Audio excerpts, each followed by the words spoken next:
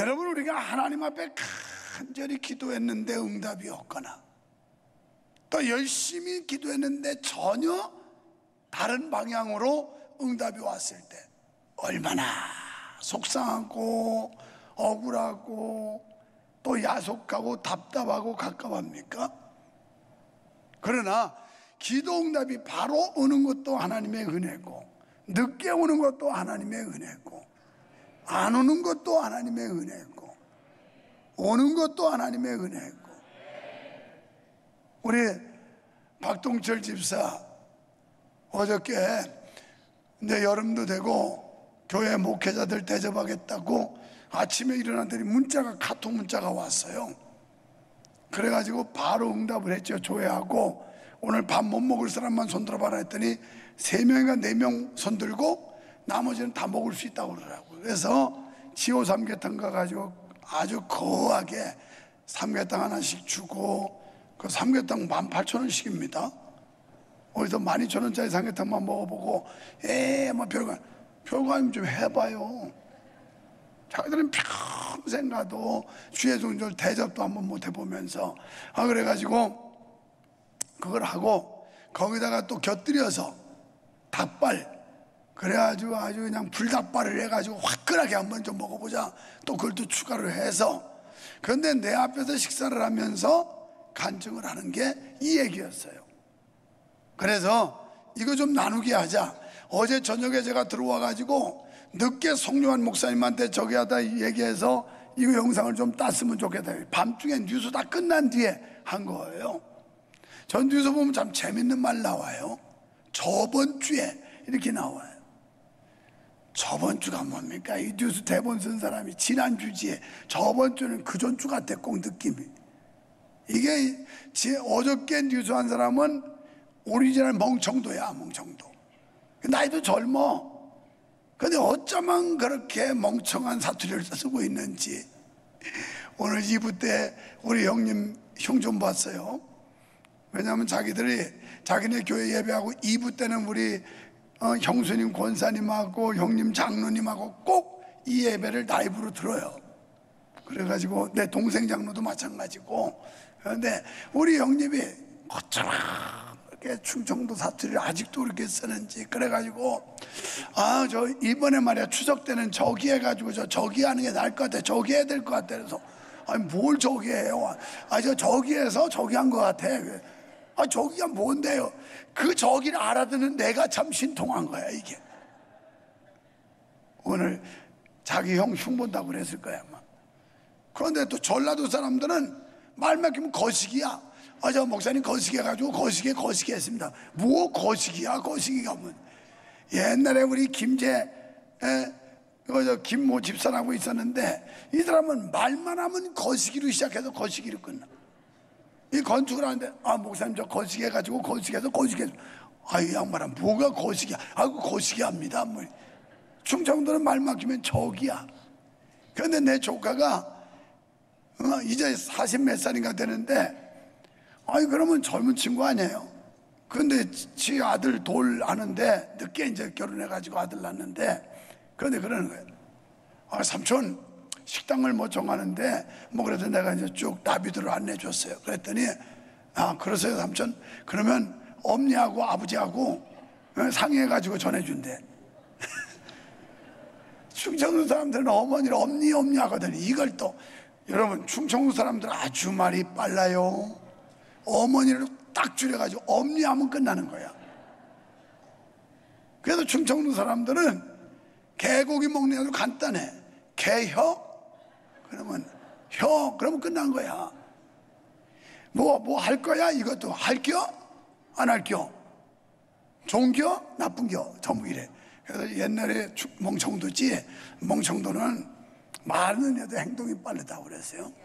근데 나도 오리지널 멍청도지만 요즘 사람들이 저 뉴스 대본 쓴 친구가 오리지널 멍청도거든. 그런데 저번 주에 뭘 했다는 또 뭐가 또 있더라. 그래서 어떻게 젊은 애들이 이렇게 그 사투리를 아직도 그렇게 쓰고 있을까.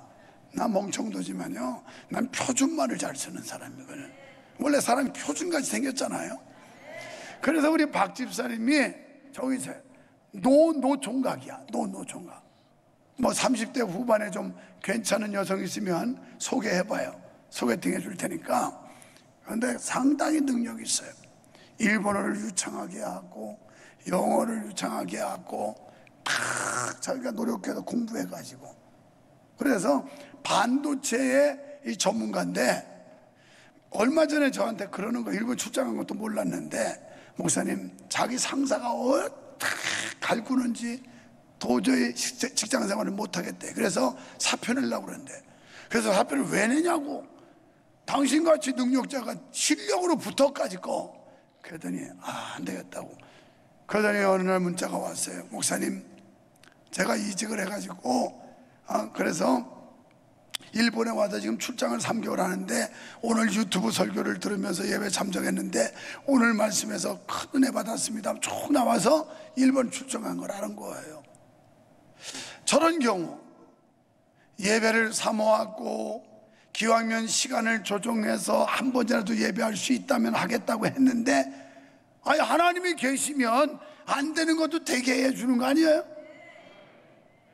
근데 안 됐다니까. 공항 가서 쫓겨온 거야. 비행기 스케줄이 어떻게 잘못돼가지고. 그래서 퀘션이 붙는 거죠. 하나님, 이럴 수 있습니까? 제가 그래도 예배를 사모하고 한 번이라도 더 하나님을 기쁘시게 하고 싶었는데 어떻게 이렇게 꼬이고 걸립니까? 그래도 딴 사람들 같으면 에이 들어오서 합니다 막 그러고서 저녁 예배 안 올 텐데 그래도 또 저녁 예배하고. 그런데 하나님이 기가 막히게 축복을 하는데, 보상의 하나님이 그 비행기표 호텔비 손해본 거에 몇백 몇천 배로.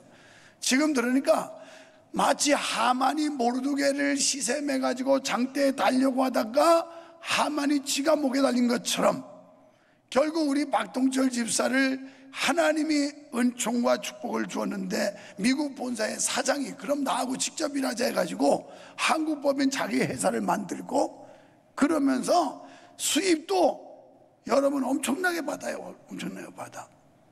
이런 멋쟁이 하나님 믿으세요.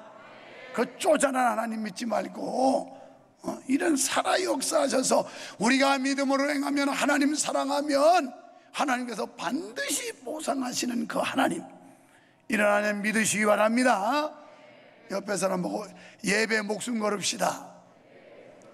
예배를 사모합시다. 예배 목숨 걸고 예배 사모하는 사람이 하나님 사랑하는 사람이에요. 우리가 열심히 기도하는데 하나님이 전혀 다른 방법으로 응답할 때가 있어요.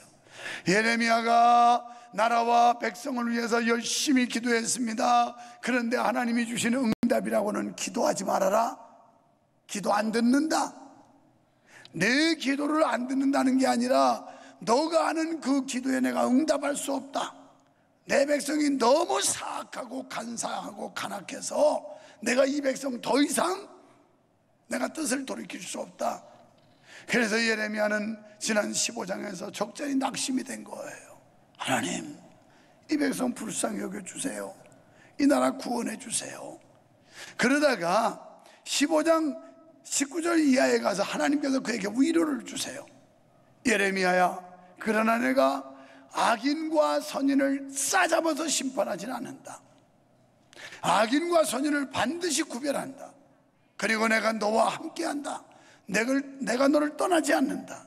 그러면서 하나님께서 그에게 소망의 메시지를 주셔요. 거기서 다시 용기를 얻어가지고 선지자의 사역을 감당하는 이런 내용인데요.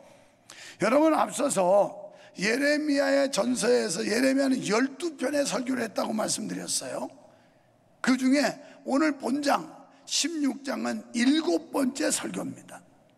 그런데 7번째를 설교하는 중에 하나님께서 1절에서 9절까지 어떤 말씀을 하냐면, 아주 끔찍한 참상, 유다 이스라엘 백성들에게 닥쳐질 그 재앙, 하나님의 심판이 얼마나 무시무시한지에 대해서 말씀하면서 막 시체가 나뒹굴어도 땅에 묻을 사람이 없고, 결혼식장에 축제일인데 기쁨이 없고, 조상집에 가지 말라고 하면서 애국함도 없을 정도로 이렇게 처참한 상황을 말씀하면서, 고대에는 선지자들, 하나님의 사람들이 가정을 이루고 자녀를 낳고 이러면서 하나님의 영광을 드러내고 영향력 있는 삶을 살았는데, 예레미야한테는 1절에 보면 너는 결혼하지 말아라 이렇게 말씀을 해요. 그러니까 그 당시의 상황이 얼마나 처참한 장면이 펼쳐지길래 하나님께서 예레미야 선지자에게 너는 결혼하지를 말아라, 이렇게 비극적인 상황이 초래할 것이다, 이런 말씀을 하고 있는 거예요. 자, 그러면 오늘 우리는 말씀을 살펴보면서 은혜를 나누려고 하는데요, 먼저 하나님을 떠난 인생은 멸망하게 된다는 겁니다. 이게 10절부터 13절에 그때의 상황, 이스라엘 백성들이 얼마나 못됐는지, 예루살렘 멸망의 필연성을 전했던 선지자는 왜 그 같은 재난이 닥칠 수밖에 없는지에 대해서 설명을 하는 겁니다. 그것은 바로 유다 백성이 자기 조상들이 섬겼던 우상 숭배보다 더 도가 넘을 정도로 아주 못된 신앙을 가지고 타락했었다는 겁니다. 그렇습니다. 유다 백성들은 자신들의 복의 근원이신 하나님을 버리고 헛된 우상을 섬겼어요. 여러분, 하나님을 최고로 사랑할 때 다른 것들, 잡것들이 엮여들지 못하지, 하나님 사랑이 식어지면 다른 것들이 채워지게 되고 다른 것들이 여기에 들어오게 돼 있어요. 그래서 생명의 법인 하나님의 말씀을 버리게 됐고, 오히려 자신의 욕심에 끌려 온갖 도덕적 타락을 일삼았다는 거예요. 도덕적으로. 여러분, 우리가 믿는 사람들로서 믿는 성도의 도덕이 있어요. 우리의 도덕률이 뭘까요? 적어도 성도라면 하나님께 예배하는 거, 이게 기본적인 예의예요. 도덕이에요, 도덕. 성도라면 누구든지 하나님께 나와서 예배하는 건 이건 기본이라고, 도덕이라고요. 아, 그걸 보고 저 사람 참 믿음이 있구나, 저 사람 신실하구나, 이렇게 평가를 해줘요. 옳게 사는구나. 그런데 믿는 자가 돼가지고 하나님과의 예배를 도외시하고 예배를 등한시한다, 이건 도덕적으로 타락한 거예요. 벌써 본분을 망각한 거죠. 그리고 자기의 위치를 이탈한 이런 상태입니다. 이게 왜 그러냐? 욕심에 끌려서 그래. 욕심. 여러분, 하나님 앞에서 가장 큰 죄악이 뭘까요? 우상숭배예요. 우리는 우상숭배하면 절간에 가서 뭐 부처 앞에 절하고, 아니면 어떤 신당을 만들어 놓고 우상숭배하는 죄. 아니에요. 하나님보다 더 사랑하는 게 있으면 우상이에요.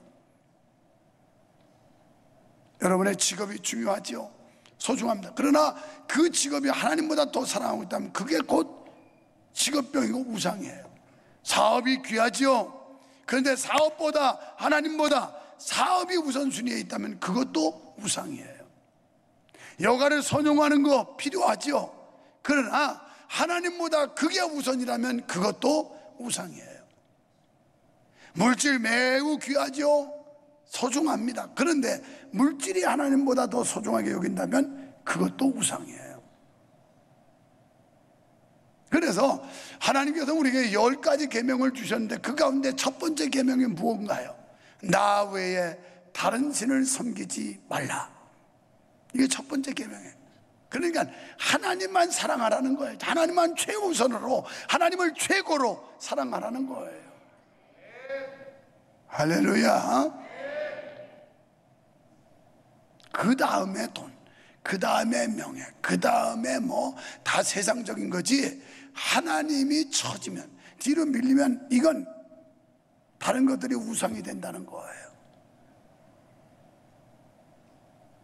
그런데 오늘 이 이스라엘 백성들이 그 하나님의 은혜를 망각해 버렸어요. 11절에서 10절에 이렇게 말씀해요. 내가 이 모든 말로 백성들에게 말할 때 그들이 내게 묻기를, 백성들이 이제 너무 아주 처참하니까 이 비극적인 상황에서 물어본다는 거예요. 왜 우리한테 이런 화가 왔나? 왜 우리에게 이런 비극이 왔나? 물어보거든.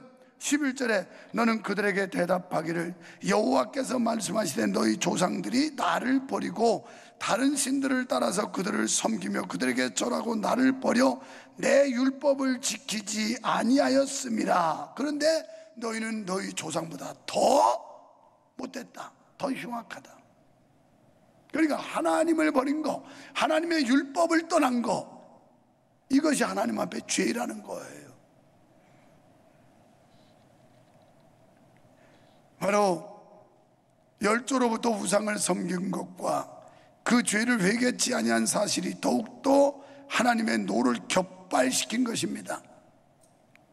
유다는 유일신 하나님을 버리고 배은망덕의 길을 걷고 있었습니다. 목은 빳빳하게 굳어져 있었어요.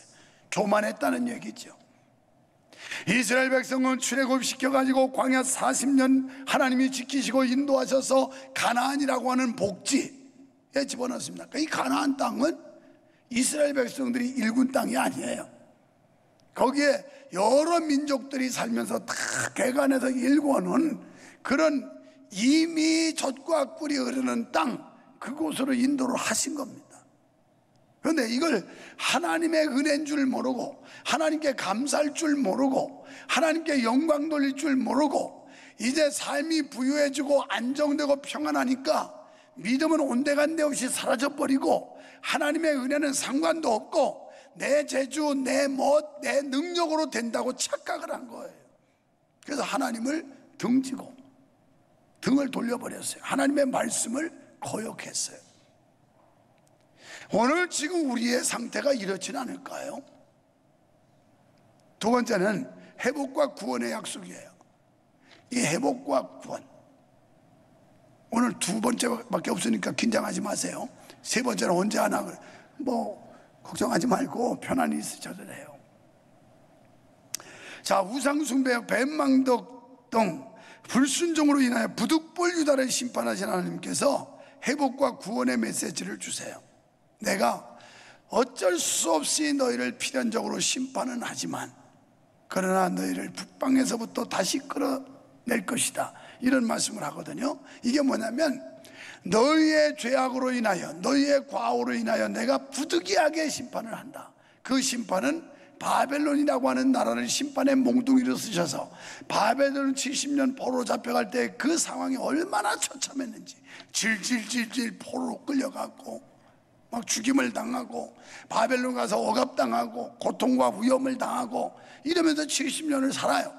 그러면서 마지막 희망의 메시지로 그래도 내가 언젠가는 다시 돌아오게 할 것이다, 이 끈 하나 붙잡고 견뎠어요.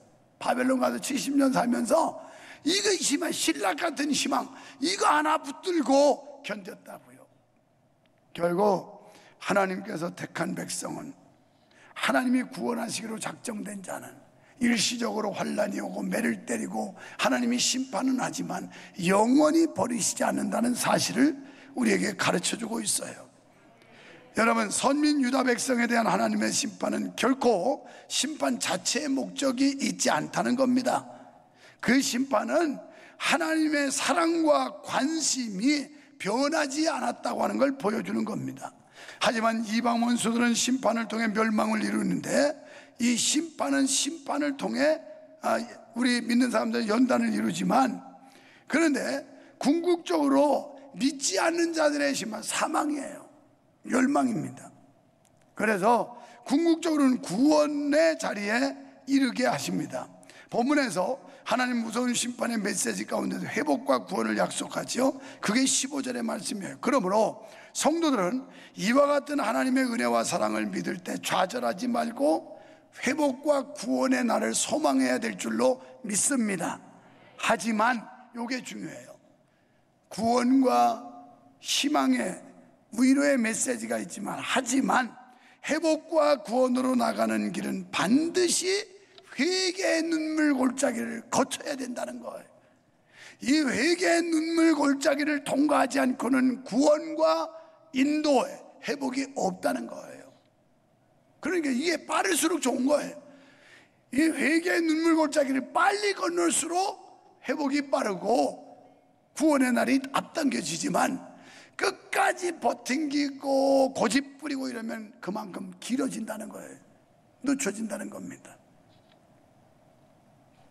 오직 여호와 하나님을 자신의 힘과 보장과 피난처로 삼는 신앙 결단이 있어야 하고, 이방의 우상들을 모두 척결하는 진솔한 신앙 고백이 있어야만 구원과 인도의 은총이 내려진다는 겁니다. 성도들은 무서운 심판을 통해 이 같은 사실을 철저히 깨달아야 합니다. 바로 그것이 성도를 심판하시는 하나님의 뜻이에요.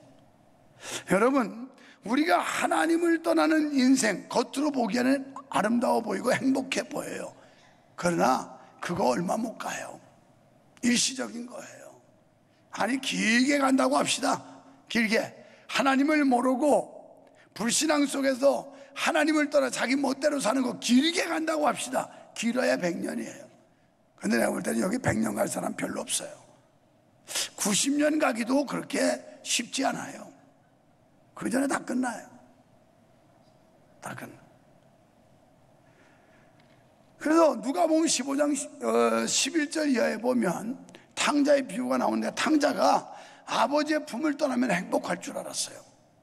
자유를 만끽하면서 내 기분대로 내 멋대로 살 수 있다, 이런 생각으로 아버지의 품을 떠났어요.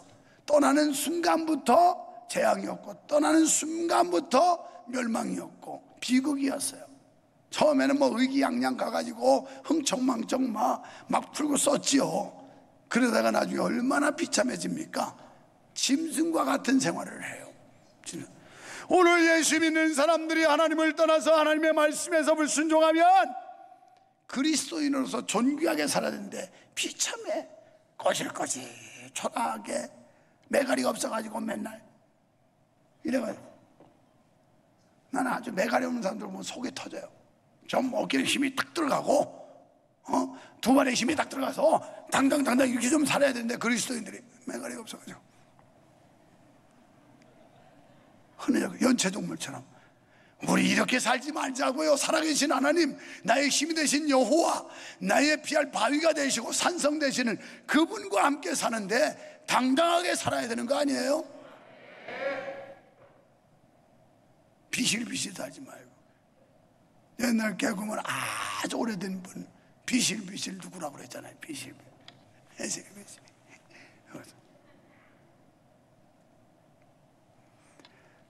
자, 우리 하나님은 전지전능하신 분입니다. 우리의 일거수일투족을 보시는 분입니다.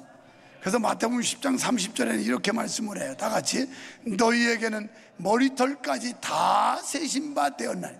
얼마나 정확한 분인지, 얼마나 세밀한 분인지. 머리털까지. 요렇게 머리가 다 베꼈으면 쉽지요. 가로 몇 명, 세로 몇 명 해가지고 곱하기 몇 명 하면 끝나요. 그런데 이거 뭐 머리가 많이 있는 사람, 적게 있는 사람, 더 빠진 사람, 덜 빠진 사람 뭐 이래가지고, 근데 이 머리털까지 세신받았다는, 그렇게 정확하고 세밀하신 하나님이라는 걸 우리에게 설명해 주고 있는 거예요. 그뿐인가요? 시편 139편 2절로 4절에 보면 주님께서는 내가 앉고 일어섬을 아시고 멀리서도 나의 생각을 밝히 아시며. 목사는 몰라요, 여러분 지금 무슨 생각하고 있는지. 그런데 하나님은 다 아신대요, 무슨 생각 갖고 있는지. 그러면서 나의 모든 일과 내가 눕는 것을 살펴보셨으므로 나의 모든 행위를 익히 아시오니. 다 안돼요. 그분이 이제 마지막 날 주님의 심판대 앞에 섰을 때 여러분의 잘잘못을 모르시겠어요? 여러분의 행실을 모르시겠어요? 그러면 그건 절대자도 아니죠, 전능자도 아니죠. 다 안다는 거예요. 다. 사람의 눈은 속일 수 있지만 하나님은 못 속입니다. 사랑하는 성도 여러분, 하나님 앞에서 정직한 믿음 갖고 바른 신앙생활 하세요. 그리고 우리의 그 윤리와 도덕에 어긋나지 않는, 하나님의 규범, 하나님의 계명을 거역하지 않는 그런 삶을 사시기를 주의 이름으로 축원합니다. 축원합니다. 결론적으로 예레미야는 19절로 20절에서 여호와는 나의 힘입니다, 여호와는 나의 요새십니다, 환난 날에 피난처시요 민족들이 땅끝에서 죽게 이르러 말하기를 우리 조상들의 계승한 바는 허망하고 거짓되고 무익한, 조상들의 우상숭배한 다 허망하고 거짓되고 무익했다. 그런데 우리가 믿는 예레미야가 고백하는 하나님은 어떤 분인가? 힘 되시고 요새 되시고 환난 날에 피난처 되시는 그분이 우리와 함께 하신다는 사실을 믿습니다. 그분이 우리를 지켜주실 줄 믿습니다. 그래서 그 하나님께서 결국 능력을 나타내 보이겠다고 21절에서 말씀해요. 거기서 내 이름이 여호와인 줄 알리리라. 이 여호와라고 하는 히브리의 원어는 존재하는 자라는 뜻이에요. 그게 무슨 뜻이냐면 하나님은 과거나 현재나 미래, 영원 전부터 영원까지 존재하시는 그런 하나님이라는 겁니다. 그러니까 우리의 과거도 알고 미래도 아세요. 우리 앞으로 어떤 길이 열릴 것까지 다 아시는 분이에요. 이 하나님 앞에 온전한 믿음 가지고 승리하는 여러분 되기를 주님의 이름으로 축원합니다.